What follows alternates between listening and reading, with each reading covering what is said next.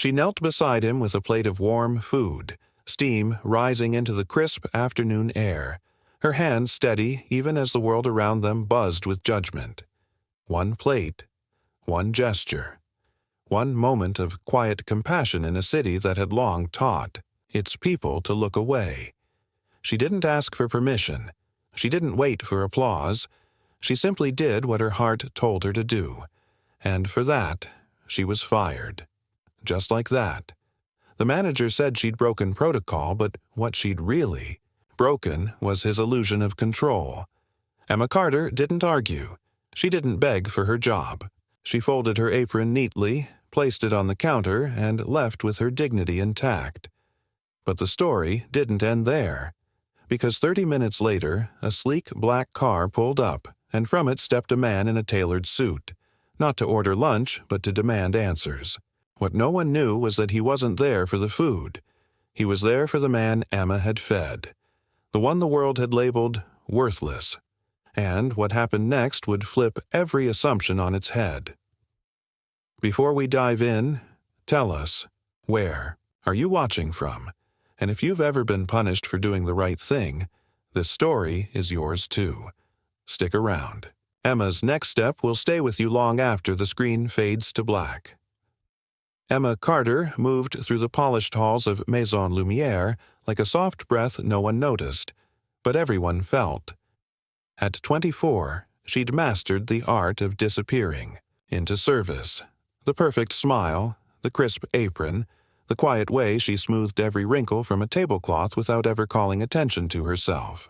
Yet, beneath her calm exterior lived a truth she never voiced. Her father had once slept under bridges, brushed off by the same types of people she now served every day. That memory stayed tucked behind her ribcage, shaping every choice she made. She carried it like a compass, pointing her toward quiet kindness in a world too often preoccupied with appearances. Maison Lumière was a shrine to opulence. Glass walls catching afternoon light, chrome fixtures that gleamed like they had something to prove.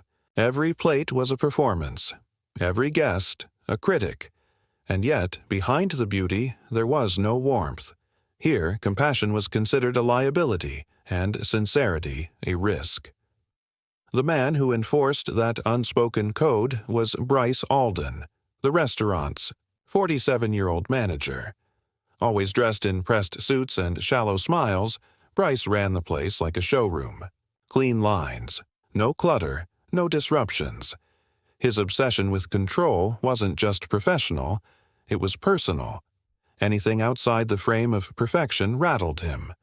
That's why Harold, sitting quietly just beyond the patio, made Bryce's jaw tighten. 63, unshaven, sun-creased skin and tattered clothes, Harold was easy to overlook. But he never begged. He watched the world with the quiet grace of a man who had once been part of it. A former music teacher turned invisible by tragedy, and time. He spoke in few words but carried a presence that lingered. On that afternoon, he sat at the edge of Maison Lumière's illusion, hungry, unseen, until Emma saw him. She didn't hesitate. She didn't clear it with Bryce. She simply carried out a warm plate, crouched beside Harold, and handed it to him like it was the most natural thing in the world. He looked up at her with eyes that hadn't met kindness in weeks. And just like that, the moment crystallized, one human acknowledging another. Inside, Bryce froze. From the window, he watched as Emma's gesture chipped away at his carefully curated reality. His hands curled at his sides. His mask, so tightly held, began to crack. Emma stepped back inside, the empty plate still warm in her hands. Before she could make it halfway to the kitchen, Bryce was already there, his mouth tight, his tone colder than the steel countertops behind him. "You gave away a plate to a stranger," he asked, voice sharp but low enough to keep the customers from fully hearing. Emma didn't flinch. "He was hungry," she replied simply, her voice calm, steady, but that answer only fueled Bryce's indignation. His jaw tightened. "This is not a shelter," he snapped. "It's a luxury brand. We sell prestige, not charity." The room shifted. Conversations quieted. Nearby, staff paused mid-step, eyes flicking between them. Even a couple dining at the corner table glanced over, brows raised. The air turned thick, like static before a storm. Bryce didn't wait for further explanation. "Hand over your apron," he said flatly. No warning, no chance for understanding, just a swift punishment for a moment of humanity. Emma hesitated for only a second. Then, slowly and deliberately, she reached behind her back, untied her apron, folded it in half, and placed it gently on the counter. Her hands trembled just slightly as she did it, but her back remained straight, her gaze unwavering. She didn't cry. She didn't argue. She walked out with her head high, passing by the patrons who had watched the exchange in silence, unsure whose side they were allowed to be on. Outside, Harold had just taken the final bite from his plate when he looked up and saw her exit. Alone, coat in hand. His brows furrowed. He stood slowly, as if trying to understand what had just happened. She gave him a small nod, half a goodbye, half a reassurance. Then she disappeared around the corner. Harold looked down at his empty plate, then back at the restaurant's glimmering glass doors. He sat again, but the meal didn't sit right. Something inside him shifted. A quiet guilt, a quiet fire. Inside, the restaurant tried to return to its rhythm. Orders called, plates clinked, but the warmth was gone. Staff whispered behind the kitchen door. Even Bryce seemed unnerved by how quiet the dining room had become. The act had ended, but the audience was still watching. Then, 30 minutes later, a sleek black car rolled up to the curb, engine humming like a held breath. A tall man stepped out, broad shoulders, dark suit, sunglasses reflecting the restaurant's name in the glass. He didn't wait to be welcomed. He didn't check the menu. He walked straight through the door with the confidence of someone who didn't need introductions. "I'd like to speak to whoever manages this place," he said, his voice calm, deep, and sharp as a blade. Every head turned. Staff froze. Bryce stepped forward, uncertain but trying to maintain composure. The man didn't sit, didn't blink. He wasn't there for food. He was there for something much heavier. The energy in the room shifted again, this time not with fear, but with anticipation. Something was coming, and for the first time that day, Bryce didn't feel in control. Julian Hayes entered the restaurant like a quiet storm, composure wrapped, in precision. Every step he took was deliberate, measured, heavy with intent. He didn't glance at the decor, didn't acknowledge the murmurs fluttering behind him like anxious moths. He walked straight through the room until he stood just feet from Bryce, who was already straightening his blazer, sensing the power shift before a word was spoken. "I understand a waitress was fired," Julian began, his voice calm but edged, with iron, "for feeding a man outside." He didn't ask. He stated. His tone left no room for denial. Bryce's lips parted, already defensive. "It was a violation of company protocol," he replied, almost rehearsed. "We have procedures for interactions with—" Julian cut him off with one quiet sentence that silenced the entire room. "That man outside? He helped raise me." The stillness that followed was heavier than any outburst. Even the background music seemed to mute itself. Bryce blinked, momentarily stunned. Julian's gaze didn't waver. "His name is Harold," he said softly. But every word landed like a hammer. "When I was 10, my parents disappeared into their own mess. He took me in. He gave me shelter. He shared meals he couldn't afford. He taught me to play piano. He taught me how to listen. I built my life on what he gave me, when no one else would." Bryce opened his mouth again. "We couldn't have known." Julian's eyes narrowed. "You didn't ask. There was nothing more to say."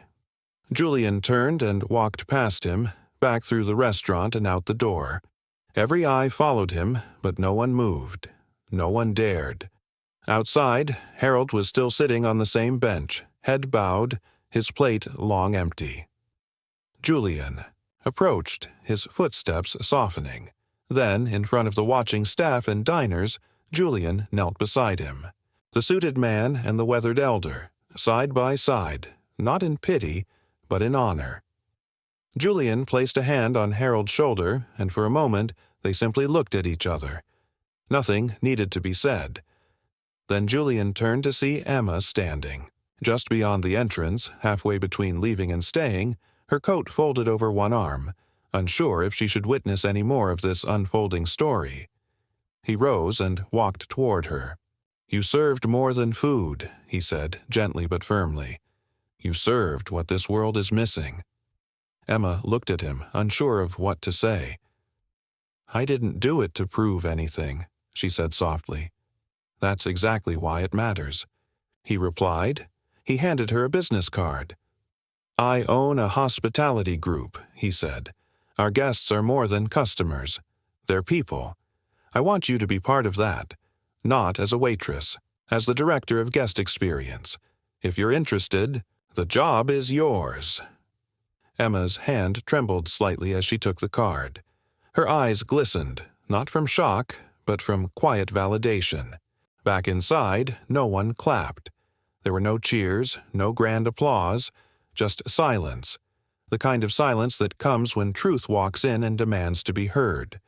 A silence so thick it left the room breathless. Julian offered Emma a nod. Then he turned back to Harold. The story wasn't his to end. It belonged to the girl who had simply offered a plate and changed the narrative without ever raising her voice. Years earlier, a much younger Julian sat cross-legged on the floor of a shelter. Common room, scribbling notes onto worn music sheets while Harold sat beside him, patiently guiding his hand across the melody. They would share canned soup out of mismatched bowls and laugh between lessons.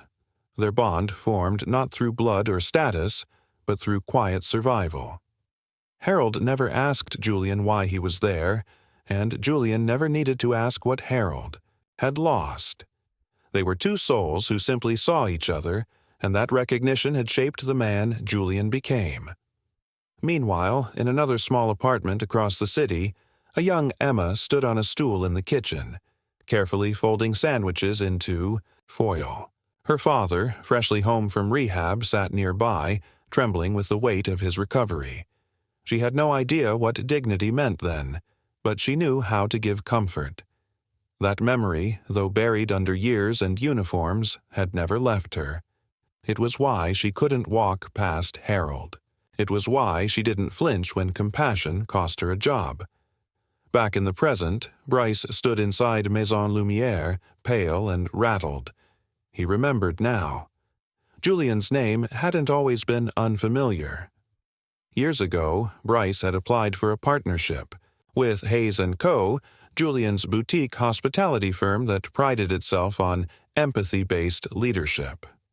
Bryce had been rejected, not for lack of experience, but for failing the firm's final interview requirement, demonstrating people-first thinking. "You lack a human-centered approach," the letter had said. Bryce had dismissed it then. Now, those words echoed in his mind with the weight of a verdict.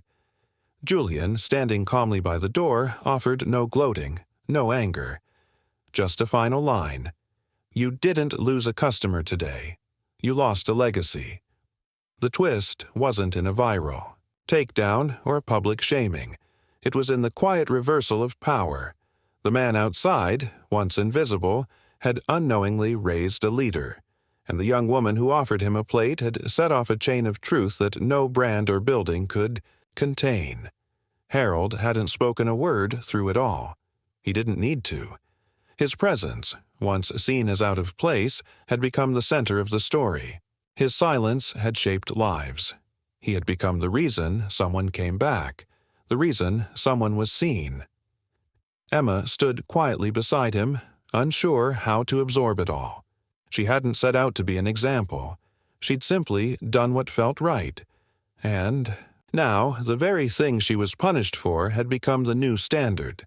Not policy, not protocol, but heart. What began with a single act of decency was now unfolding as a truth too loud to ignore. In the end, it wasn't Julian's wealth or Harold's. Past that rewrote the script. It was Emma's unshaken decision to feed someone who mattered, even when the world told her he didn't. Emma stood there with Julian's card still warm in her hand, the weight of everything that had just unfolded settling over her like sunlight after a long storm. The offer was real, a new beginning. But she didn't smile. Not yet. She turned to Harold, still seated, still processing, and looked back at Julian with a quiet firmness in her voice. "I'll accept," she said softly, "but only if Harold comes with me." Julian didn't hesitate. "Of course," he replied. This was always about more than one seat at the table. Within weeks, Harold was officially brought on as an outreach consultant for Hayes and Codebers, Julian's hospitality group. His role? To train new staff on empathy, presence, and dignity in service. The man who had once slept on cold sidewalks now taught others how to truly see people. His voice, once rusty from silence, began to flow again. The weight he carried began to lift, piece by piece, day by day. Meanwhile, the story of Emma's firing spread like wildfire. A passerby had recorded the confrontation, and soon the video was everywhere. The image of her kneeling beside Harold, spoon in hand, became a symbol. News outlets called it the plate that changed the room. Public sentiment turned swiftly against Maison Lumière. Customers canceled reservations. Staff quietly resigned. A local journalist summed it up best in a Sunday column that went viral. The real luxury isn't linen napkins, it's human dignity. Emma, though, didn't chase the spotlight. While headlines spun and social media buzzed, she worked quietly behind the scenes, launching a grassroots initiative called One Plate Project. It was simple: warm meals, resume assistance, and job. Connections for those living on the margins. Not a charity, but a bridge. A reminder that sometimes all someone needs is a human moment. One plate, one conversation, one chance. Harold moved into a modest apartment above a small music studio, downtown. It had creaky stairs and sunlit windows, and slowly, laughter began to return. Neighborhood kids would wander up after school, drawn by the sound of an old piano, and Harold would teach them chords between stories. He had a way of speaking that made silence feel sacred, and the children, like Julian once had, leaned into every word. Julian visited often, not as a CEO or a mentor, but as family. He and Harold would share coffee in mismatched mugs and talk about the things that didn't fit in press releases, like forgiveness, memory, and what it means to belong.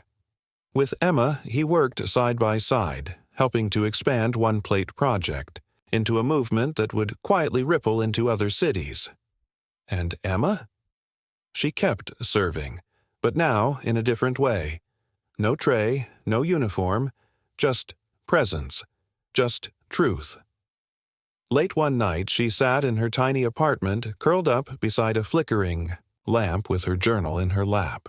She opened to a fresh page, drew a small circle at the top, and wrote beneath it, "They fired me for seeing someone. But that's the moment I saw myself." She closed the book, exhaled slowly, and let the stillness wrap around her. Not as something empty, but as something finally full. Some stories don't end with headlines. They end with healing, in quiet moments that ripple far beyond what any camera could capture. Emma Carter didn't raise her voice. She didn't demand justice or rally a crowd. She simply fed a hungry man. One plate, one gesture. And in doing so, she reminded a watching world that kindness, real, unfiltered, human kindness, is the only currency that grows the more it's given. She didn't follow policy. She followed her heart. And though it cost her a job, it gave her something greater: purpose, dignity, and the power to shift hearts without saying a word. If you've ever been told to obey the rules when your soul screamed otherwise, if you've ever been punished for doing what's right, This story belongs to you. Tell us, have you ever been pushed aside for choosing compassion? Share your story below. And if Emma's quiet courage moved you, share hers with someone else. Because the world doesn't always change through noise or power. It changes through presence, through one hand offering food to another, through a single act of care when no one is watching. We'll see you in the next story, where kindness, not applause, writes the ending.